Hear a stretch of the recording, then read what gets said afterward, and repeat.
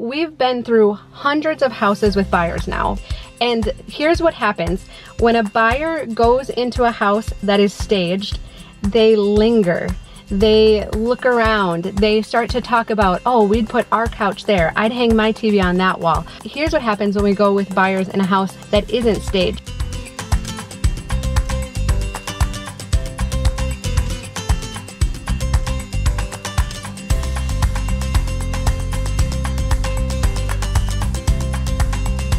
Well, hi, I'm Dawn from The Minimal Mom, and we enjoy sharing about our family's minimalist lifestyle, basically highly simplified. But Tom and I also sell residential real estate, so there's been quite a few questions that have come up about real estate. And so we can actually help you buy or sell a house anywhere in the United States. There's more details about that down below. Basically, we can pair you with a trusted local agent, and then we work with you and that local agent to create like a 3-person team. So far, the response has been really great and it seems to be working well. So if you don't already have a trusted realtor in your life, it can be a good option. If you know somebody already, that's great, use them. And we don't always get to all the questions that come through on that form, and so we do want to do some videos here to help you out, because we know buying and selling houses can be stressful. We see it every day. We often joke that there should be a support group because it's really tense. There's a lot of moving parts, there's a lot of upheaval, and there's a lot added on to our already full and busy lives. And so we want to help you. Basically, I want to tell you what I would tell a close friend or family member if they were selling their house, because our hope is that the process can go very smoothly. And so let's talk about how important staging is. It's huge. Research now shows that you can earn up to 10% more on the sale of your house if it is staged. So first, let's just talk about what we mean by staged, and then I'll share 3 of our top staging tips with you to make sure your house is totally ready to go, and that most importantly, you're gonna get the most money possible for it. So basically, when we talk about staging, we're talking about highly decluttering, having each room have a singular purpose, making the space feel current and big and bright and spacious. So the first tip with staging, you have to declutter and depersonalize, but to the max. When we talk with the seller before I even go in their house, I say, I'm going to tell you this before I even see your house, because I don't want you to take it personally. It's what we tell everybody. You need to take out 50 to 75% of the stuff out of your house. You can put it in boxes in the garage. You can order a pod and have it come brought to your house, load it up, and then they'll take it off site and store it somewhere else. Yes, this costs money. We understand that. Selling your house unfortunately costs money, but like I said, if you know you're going to make up 10% in the end, renting a pod is totally worth it.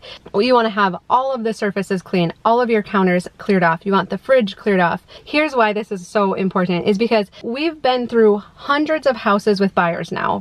And here's what happens. When a buyer goes into a house that is staged, they linger. They look around. They start to talk about, oh, we'd put our couch there. I'd hang my TV on that wall. Oh, maybe we'd change the paint color to this. Oh, look at the view out the window. They notice the architectural details of the house and all the things we want them to notice. Here's what happens when we go with buyers in a house that isn't staged. So maybe the sellers still have family pictures up. Maybe they have, you know, the kids' sports schedules on the fridge. What happens is buyers walk in and they feel like they're intruding. They feel like they're in somebody's house and they get distracted. They get distracted by the wedding pictures and the pictures of the kids and the grandkids and the trophies and, oh, I wonder if my son's in the same T-ball. Do we know this family? And they're thinking about the family that currently lives there and not about where they'd put their couch. And so what happens when we go into a house that isn't staged is they get distracted by this other stuff. They want to get in and out quickly because, again, they feel like they're intruding or trespassing on somebody else's house. And they don't take in the important things. And so we leave and we say, oh, what did you like about that house? What stood out about it? Or at the end of the day when we're okay, we saw 5 houses today.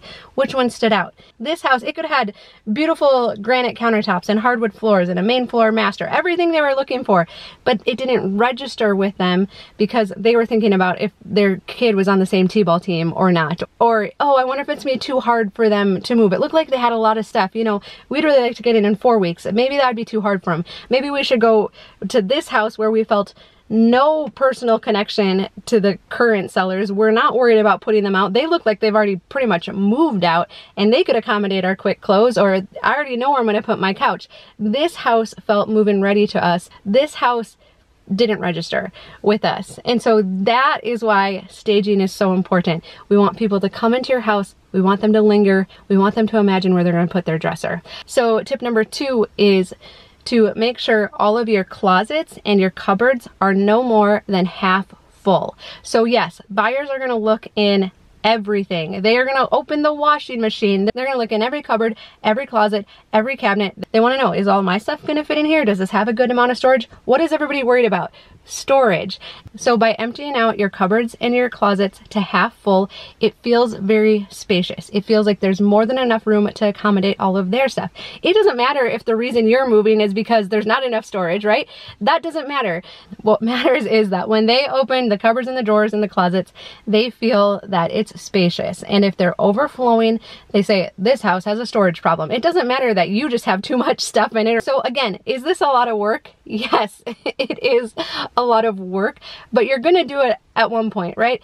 Eventually you have to clean out those closets, whether you do it on the front end or when you're ready to move. And so why not do it on the front end and get the most money possible for your house? And then the last tip, once you've highly decluttered, you have your countertops fully cleared off, the fridge is cleared off, the closets are only half full, is to add in some current pieces. So linens are huge. Bathroom towels, get some fake greens, you know, go to Marshall's, go to TJ Maxx, grab stuff that looks current. So focus on linens first, like throw pillows, towels and hand towels, and curtains. Just adding some current pieces of those can make your house feel newer. Even if it's older and outdated, if you put in current linens, it can feel much newer. Now here's what I did. In our last house, I bought a bunch of throw pillows and some new curtains. I put them up. We got our house under contract. I took them back down and I took them back to the store. The kids were not allowed to touch them. After a showing, they went back in the plastic bags in the closet. So I was returning them in the same condition within the return period. Make sure you know that.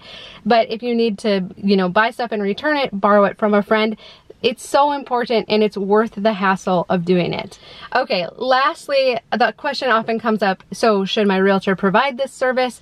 You know, personally, Tom and I, we provide the service and we bring our own staging stuff. So we tell people we have towels, linens, throw pillows. You might recognize my tablecloth and our canisters in this kitchen because we have like all of our stuff out right now just because it's the spring. And so I'm like, you know what, if I need to bring stuff from my house over, I can live without my favorite tablecloth and those canisters off the top shelf of my kitchen, because once somebody hires us, we're on a team with them and we are all working towards the same goal, and that is to get them the highest price possible for their house. And so I hope a realtor that you hire would offer this service. They might not go as far as bringing stuff over for you, but they might. And so definitely ask them about this because it is so important. They might charge you like $100. It's worth it just to have someone come through with fresh eyes and give you ideas. Most stagers will work with your existing items. If you want to go to the next level and actually hire a staging company that brings in outside stuff, it usually is worth it, but your realtor will be able to advise you with that.